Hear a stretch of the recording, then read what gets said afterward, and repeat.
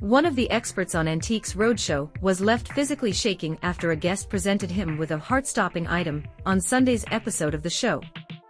The revelation was made by antiques expert Mark Hill after he was presented with an 18th-century microscope during the show's stop at Hill of Tarvet in Fife, Scotland.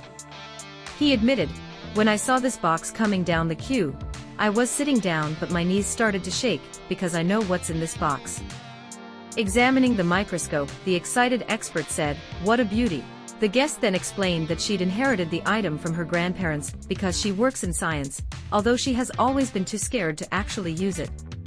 She said, "It's older than I thought it was my grandparents and they left it to me."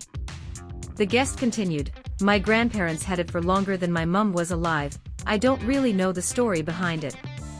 Mark went on to explain the mechanics of the microscope before adding, "It's a wonderful instrument, it really makes my heart skip a beat." He then asked, "You work in a laboratory, have you ever tried using it?" "I have not. I've been a big chicken, afraid to do any damage to it," the guest replied. "But I do use a microscope at least once a month at work. Maybe I will give it a whirk." After this brief discussion, the all-important valuation was given by Mark, who said that the family heirloom could fetch a lot more than a pretty penny.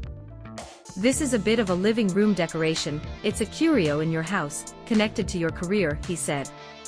"It's also £1,200 to £1,800. The shocked guest exclaimed, "It's more than I expected." The expert said that while there was a time when the figures would have fetched a modest sum of around £20 to £25, their value has skyrocketed in recent years, despite the popularity of smoking decreasing. He said, "I think you've got somewhere between £5,000 and £6,000 worth."